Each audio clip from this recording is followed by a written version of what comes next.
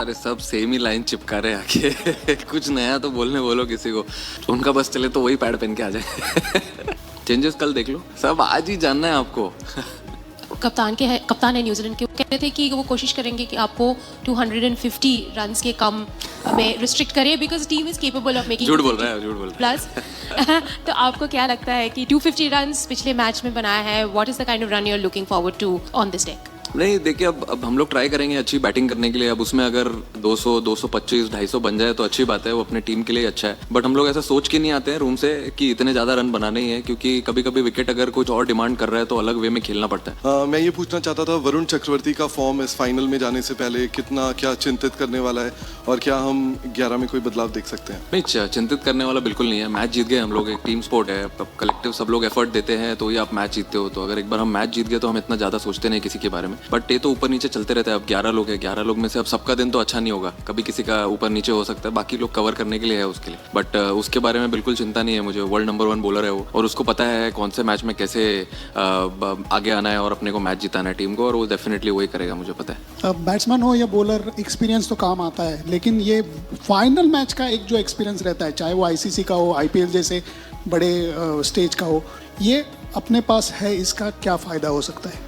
नहीं, फ़ायदा बहुत होता है, क्योंकि अभी ये टीम में बहुत प्लेयर्स हैं जिन्होंने आईसीसी के बहुत सारे इवेंट्स खेले हैं, राइट फ्रॉम आवर कोच, तो उनका एक्सपीरियंस भी इंपॉर्टेंट है। एंड बहुत सारे प्लेयर्स हैं, जैसे बुमराह हो गया, हार्दिक हो गया, अक्षर हो गया, बहुत सारे प्लेयर्स हैं जिन्होंने आईसीसी इवेंट्स में प्रेशर सिचुएशंस में खेल चुके हैं। तो मुझे ऐसा लगता है कि बहुत हेल्प होगा उनके साथ कॉन्वर्जेशन करने में। जब हम बैठते हैं बस में या कभी हम बैठते हैं डिनर पे, तो हम यही बात करते हैं कि अगर कोई ऐसी सिचुएशन आई तो वो सिचुएशन में क्या करना है, and we find a solution. So I think जो डिनर टेबल पे कॉन्वर्जेशन होता है, जो बस में कॉन्वर्जेशन होता है, वो बहुत इंपॉर्टेंट है। और एक्सपीरियंस तो मेरे हिसाब से बहुत मैटर करता है going into such a lovely occasion. I think it will matter the most. Priya, Sanju Samson ने पिछले मैच में कहा कि आप और गौतम गंभीर जो है खिलाड़ियों को बैक करते हैं, चाहे कितना भी मुश्किल दौर रहा हो। लेकिन एट द सेम टाइम आप लोगों ने ये भी दिखाया है कि जब अगर खिलाड़ी को ड्रॉप करने या रेस्ट करने की बात होती है, अनसेंटिमेंटल रही है टीम मैनेजमेंट, चाहे संजू का एग्जाम्पल हो, अक्षर का हो। ये कॉन्वर्सेशन कौन करता है? एज ए कैप्टन आप करते हो, कोच करता है? और दूसरी चीज़, पिछले 10 दिनों में संजू के जिस तरह से उन्होंने खेला, क्या बदला? क्या आपकी बात हुई कुछ खास? मेरे हिसाब से जो टफ कॉन्वर्जेशन है और जो टफ कॉल्स लेने होते हैं वो हम दोनों मिलकर साथ में ही लेते हैं, क्योंकि ऐसा कोई किसी एक का कॉल नहीं है। हमको ये देखना होता है कि टीम कैसे बेनिफिट कर सकती है किस प्लेयर को ऐड करके। और कभी अगर फॉर एग्जांपल अगर ऐसा लगता है कि इस टीम के अगेंस्ट किसी का मैचअप अच्छा है, तो उसी हिसाब से हमने शायद अक्सर को बताया भी था कि अगर किसी का ऑफ स्पिनर के हिसाब से बेटर मैचअप है तो हम ऑफ स्पिनर खिलाएंगे वो गेम में। तो वो एकदम क्लियर कॉन्वर्जेशन था। हालांकि खुश नहीं था वो, बट खुश नहीं भी होना चाहिए, सही बात है। बट लेकिन कभी कभी लोग समझ भी जाते हैं टीम के लिए, क्योंकि एक्सपीरियंस्ड खिलाड़ी है वो। और मेरे हिसाब से संजू का इंक्लूजन लाना इसलिए इंपॉर्टेंट था क्योंकि हमने देखा जो हम लास्ट बायलैटरल सीरीज खेल रहे थे उसमें जो कॉम्बिनेशंस थी, जैसे अभिषेक, संजू और ईशान, ये 3 टॉप 3 में बैटिंग कर रहे थे, तो उससे कितना फ़ायदा हुआ हमें। तो जैसे हमने लाया, गेम का रुख ही चेंज हो गया, एकदम अलग ही बैटिंग करने लगे। तो आई थिंक वो एक पॉजिटिव कॉल था उसके लिए। और वो इतनी मेहनत करते हुए ही आ रहा था, मैंने देखा उसको। जब कोई नहीं खेलता है और वो क्या कर रहा होता है वो ज़्यादा इंपॉर्टेंट है। वो जो नहीं खेल रहा था वो सब कुछ कर रहा था जो वो टीम के लिए कर सकता है जब वो खेलेगा।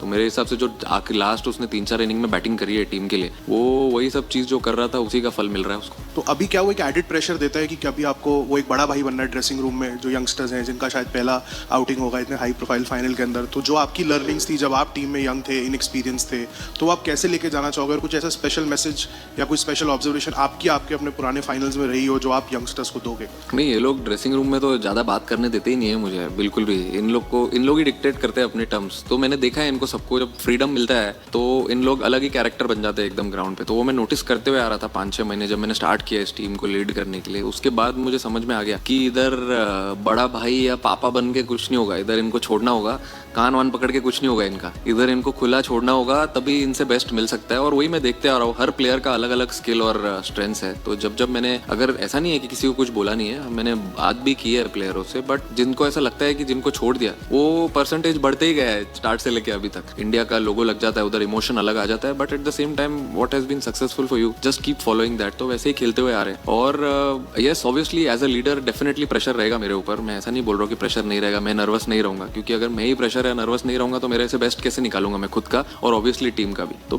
डेफिनेटली एक एडेड प्रेशर रहेगा ही, और but at the same time excitement भी बहुत है, क्योंकि हमेशा ऐसा मौका नहीं मिलता है वर्ल्ड कप फाइनल खेलने का, और वो भी इंडिया में। That is a special feeling.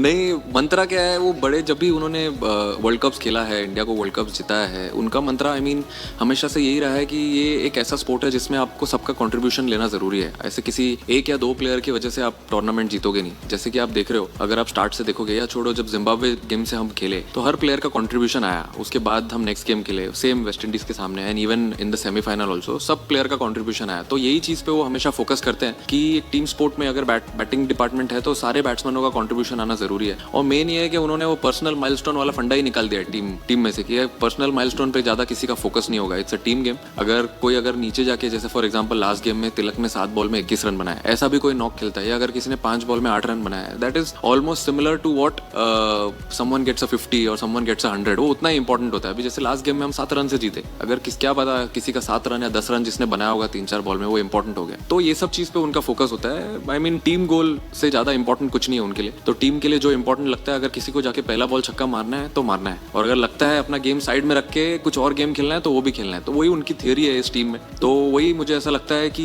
जो थोड़ा पॉजिटिविटी स्प्रेड करती है और अच्छा एनवायरनमेंट क्रिएट करती है इस टीम में। क्योंकि अगर आप खुद को छोड़ के अगर टीम के बारे में सोचने लग जाओ तो फिर आप सबका गोल सेम ही हो जाता है। जब इतने सारे लोग अगर सेम पेज पे आ गए तो फिर तो। सूर्य कुमार यादव ने प्रेस कॉन्फ्रेंस में साफ कर दिया कि टीम इंडिया फाइनल के लिए पूरी तरह तैयार है। अब देखना दिलचस्प होगा कि मैदान में क्या होता है। वीडियो अच्छा लगा हो तो लाइक करें और चैनल को सब्सक्राइब जरूर करें।